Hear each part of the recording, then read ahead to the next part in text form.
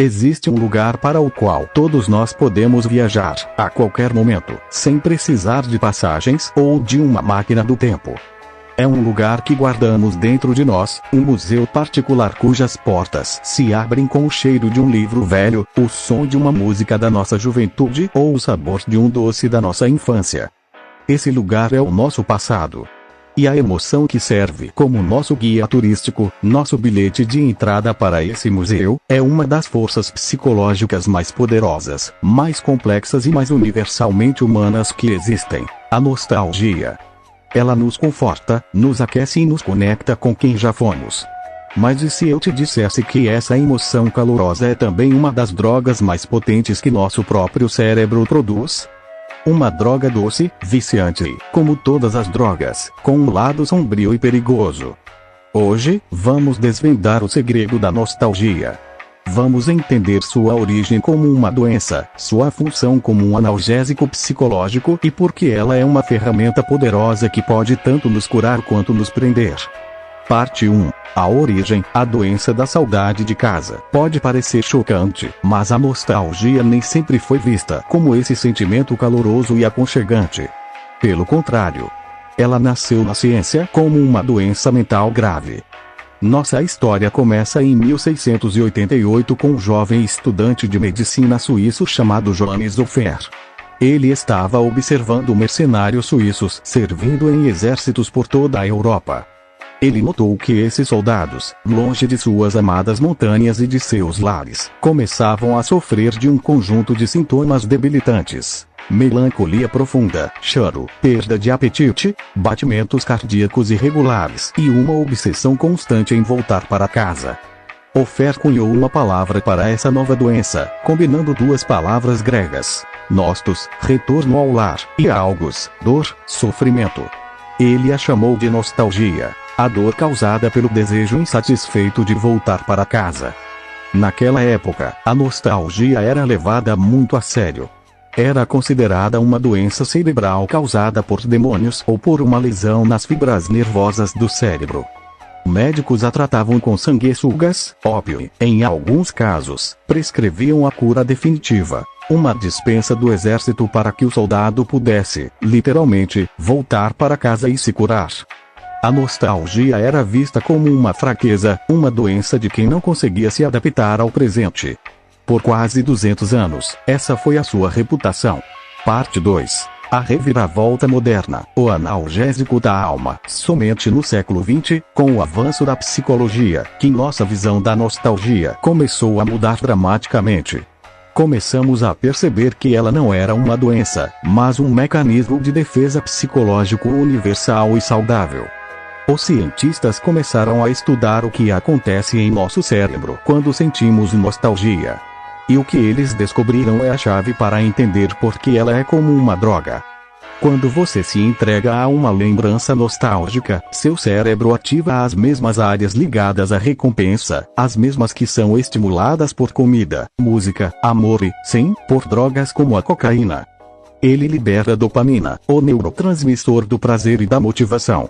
A nostalgia, literalmente, se sente bem. Mas por que nosso cérebro desenvolveu esse mecanismo? A nostalgia é a resposta da nossa mente para a dor e o desconforto no presente. Pense em quando você mais sente nostalgia. Geralmente é quando você está se sentindo sozinho, entediado, ansioso ou enfrentando uma grande transição na vida, como sair da casa dos pais ou começar um novo emprego. Nesses momentos, a nostalgia funciona como um cobertor psicológico. Combate a solidão. Ao lembrar de momentos felizes com amigos e familiares, ela fortalece nosso sentimento de conexão social, mesmo quando estamos fisicamente sozinhos. Ela nos lembra de que pertencemos a uma tribo, a uma história. Aumenta a autoestima. As lembranças nostálgicas tendem a focar em momentos em que nos sentimos amados, importantes e bem-sucedidos. Ela nos lembra de uma versão de nós mesmos que superou desafios, o que aumenta a confiança para enfrentar os desafios do presente. Fornece sentido à vida. A nostalgia conecta nosso eu do passado com o eu do presente. Ela cria uma linha narrativa contínua, nos mostrando que nossa vida tem uma história, um significado e uma direção. Ela nos ajuda a ver que as dificuldades de hoje são apenas mais um capítulo, e não o fim do livro. Em resumo, a nostalgia é o analgésico do nosso cérebro. Quando a vida dói, ele nos oferece uma dose de dopamina e de calor emocional, não para esquecer a dor, mas para nos dar a força e a perspectiva para suportá-la. Parte 3. O lado sombrio da doçura. Quando a nostalgia se torna uma prisão, como qualquer droga, a nostalgia pode ser usada em excesso. O que começa como um analgésico reconfortante pode se tornar uma muleta viciante que nos impede de andar para frente. E é aqui que entramos no seu perigo. A nostalgia como droga. O bom e velho tempo que nunca existiu. Nosso cérebro não é um gravador perfeito. Quando sentimos nostalgia, nossa memória age como um curador de museu seletivo. Ela pega as lembranças do passado e as edita. Ela suaviza as arestas, apaga a dor e a frustração, e destaca apenas os bons momentos, muitas vezes tornando-os ainda melhores do que foram na realidade. É o filtro sépia da nossa mente. Isso é o que os psicólogos chamam de viés de otimismo. Nós tendemos a julgar o passado de forma mais positiva do que o presente ou o futuro. E aqui está a armadilha. Se você começar a viver constantemente nessa versão editada e perfeita do passado, o presente, com todos os seus desafios e imperfeições reais, nunca poderá competir. A paralisia do progresso. Uma pessoa presa na nostalgia pode ter dificuldade em aceitar mudanças e abraçar novas experiências. Por que tentar um novo jogo, quando os jogos da sua infância eram perfeitos? Por que se abrir para novas amizades, quando seus amigos do passado eram os melhores? Ela cria uma era de ouro pessoal que a impede de encontrar ouro no presente. O risco da desilusão. Viver no passado pode levar a uma visão cínica e melancólica do presente. É a síndrome do "na minha época, tudo era melhor". Isso não só nos impede de apreciar as boas coisas que estão acontecendo agora, mas também pode nos isolar das pessoas ao nosso redor. Uso como arma, a nostalgia coletiva. Em uma escala maior, a nostalgia pode ser usada como uma ferramenta política ou de marketing para manipular. Propagandas vendem produtos não com base em sua qualidade, mas ao associá-los com o sentimento reconfortante da sua infância.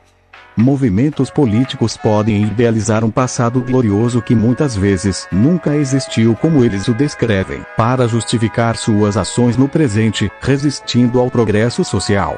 Conclusão: a dose certa do veneno doce. Então, a nostalgia é boa ou ruim?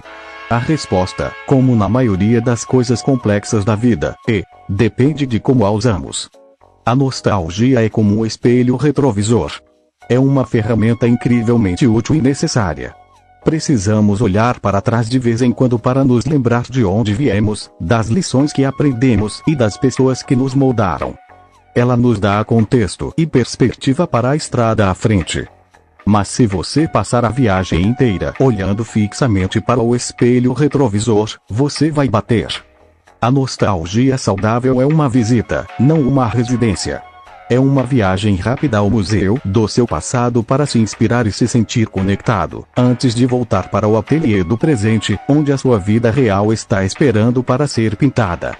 É a droga que o nosso cérebro nos deu para nos ajudar a curar as feridas do agora. E o truque não é parar de usá-la, mas usá-la com sabedoria. Use-a como um trampolim para o futuro, não como um sofá para se afundar e nunca mais levantar. Porque a próxima lembrança nostálgica que você criará, daqui a 20 anos, está acontecendo.